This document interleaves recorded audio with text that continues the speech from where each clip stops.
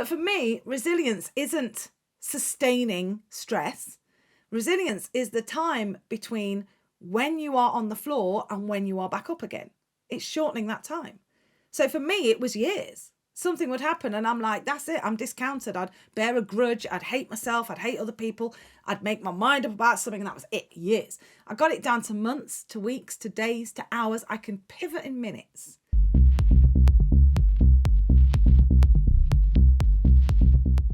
When it comes to men of my generation, we kind of grew up with our fathers and grandfathers. It was the stiff upper lip, any mental health issues, not talk about it. And I've seen, a new wave, not recently, over the last 5 or 10 years, former SAS, Navy SEALs, a lot of very prominent male macho personalities, kind of still forcing this suck it up buttercup attitude. You just grind it out. I'm really interested, Jaz, in your take on how they're informing the conversation around resilience, because to me, almost the people that choose to join the military and become very high up, you've probably got a certain type of personality in the first place, right? Maybe your brain is slightly wired differently to most of us. And also you're choosing to enter an environment or a scenario where there could be trauma. So you're probably approaching it slightly differently. I'd be really interested in your take on what these SAS, these big macho figures talking about, just suck it up. How much is that damaging the conversation around mental health? Yeah, and I don't think it's just men as well. I think it's kind of like, if you look at the 80s, women going into higher positions in the workplace, just trying to make themselves more masculine. That's how you blend, by not being yourself, by being more manly, and or the masculine images that we have to that. And I think for me, resilience is not stiff upper lip. Okay, that's just inconveniencing yourself and not dealing with it. It's very convenient to not deal with emotion by not talking about it. But what's hilarious is, look at the vast history of human knowledge we have. Oh, if you just don't talk about it, it goes away and it doesn't affect everyone. It's when people say, I went to public school and it didn't do me any harm, and they were beaten up constantly and bullied. And it's like, if you're saying to someone else, you should do what I did, even though I was beaten up because it didn't do me any harm, it did in fact do you some harm because you are pushing someone else. Do you know what I mean? It's like, okay, let's take a step back. But for me, resilience isn't sustaining stress. Resilience is the time between when you are on the floor and when you are back up again. It's shortening that time. So for me, it was years. Something would happen and I'm like, that's it, I'm discounted. I'd bear a grudge, I'd hate myself, I'd hate other people, I'd make my mind up about something, and that was it, years. I got it down to months, to weeks, to days, to hours. I can pivot in minutes, and I'm going for seconds.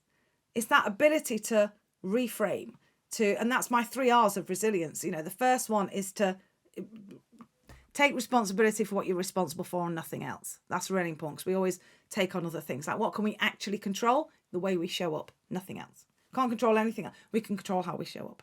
And the second R is reach out. And that's 2 points. Reach out beyond what you think is possible, because you've got this tiny garden of possibility based on your own experience. Other humans have other gardens. You're not the gold standard of human.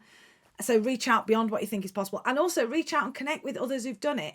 I've got a mate who's, constantly in rehab, and I said, he came out and I'm like, what are you going to do different this time? He said, I'm going to try really hard this time. I'm like, I'll see you in 3 months. If trying hard was a thing, we'd all be size 8, doing yoga every day, putting our legs behind our head.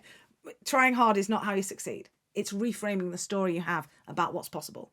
So reaching out to others who are running faster than you, that's really important. That's why mentors, coaches, that's why I do so much for the speaking community and the leadership community, because I'm like, we shouldn't be trying to reinvent the wheel here. We all benefit if we get ourselves sorted out. And then the last one is reframe, and that's the most powerful one. Reframing the story, being able to look at it differently. And that, for me, that is the heart of resilience. That's the pivot. That's the spin. Because I used to teach reception, year 1 kids. I used to do swimming with year 1 kids. And the only thing worse than that is infant recorder practice, which is like strangling several cats. So I would take kids swimming 30 minutes, takes us 20 minutes to get changed, 5 minutes in the pool.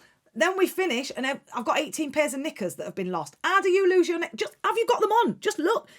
I'm still bitter about having to do swimming with you. And I had the group that couldn't swim, right? The group that they finally, after a year, they can do 5 meters with a float and someone holding them and, soft music playing, because they're non-swimmers. So I don't swim. Notice the use of the word don't, not can't, like it's a choice.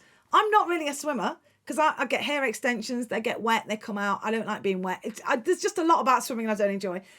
But also, when I teach swimming, I don't have to go in the pool. I stand on the side with those blue things on my feet and just shout instructions. I'm a really good teacher. I've seen YouTube videos on how to swim, so I can teach it.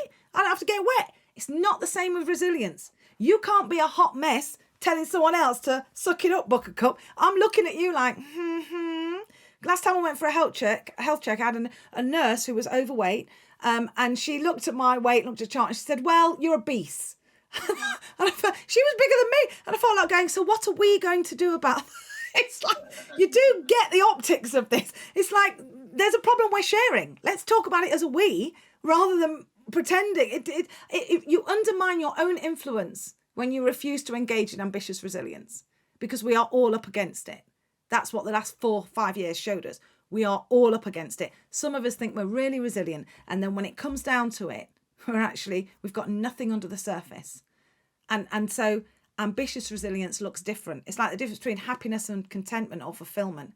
Happiness is fleeting. Happiness is drugs and cake. Happiness is a kid falling over and you've been framed. Fulfillment is sustainably strong. It's a place to return to. So for me, resilience is elasticity. It's the snapping back into standing on the truth about yourself, being your fullest, fattest human in order to move forward. Of your 3 R's, when you're speaking to people, which is the hardest or the most difficult people have to deal with? And following on from that, Jaz, what's your advice for somebody who would be struggling with that particular issue? I mean, they're all hard. And they can have to be done in canon. I think people find responsibility super hard because there's a narrative around it, especially with women. It's better to do things for others. Like, you hear people talking about being selfish when they're talking about their own well-being. Like, you're investing in your most valuable resource. Is it selfish to make sure you've eaten so you can feed your kids without fainting at the cooker? No, that's practical. It's sensible. It would be really stupid to do it another way. But we do that because our narrative is, I must put everyone else first. I must say yes. I must do everything for everybody else. So I think taking responsibility, like I've often done this in keynotes and workshops, and I say to people, what can you control? What can you not control? And people say things like, I cannot control how I feel because other people are in control of how I feel. And I'm like, are they? So I'm asking as a question. I don't know, but are you saying that you could be okay and someone could upset you and then the rest of your life is off kilter? The rest of your day is gone. You're going to shout at everyone because of the impact, because you shouldn't drive. Someone cuts you up in traffic and that's it. You're going to kill everyone for the rest of the day.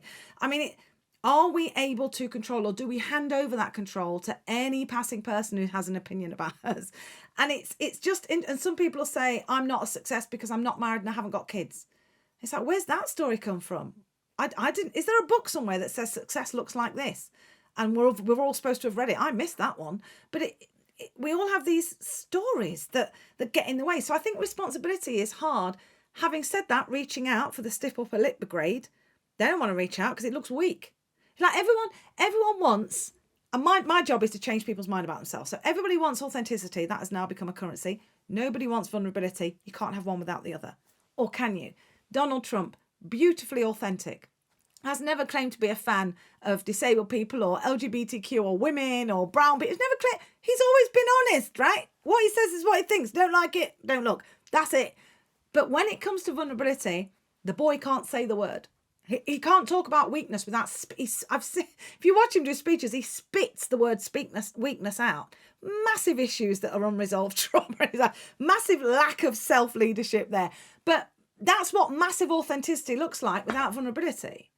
Professional vulnerability, personal authenticity. Not like personal vulnerability. I think I'm an alcoholic and I got involved in human trafficking on the way to work. Get some help.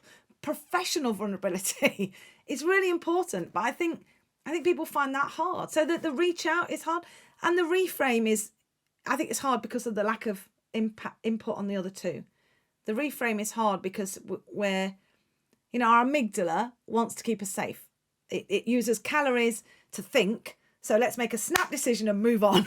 It's like, why did I get mugged? It was your fault. Move on. Oh my! And then you start taking, why did this happen to me? Because you're bad. Move on. It's just trying to keep us alive. It's only got one job. So we form stories around those open story loops.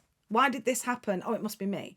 And then we try and close the story loop the quickest way possible so we can move on.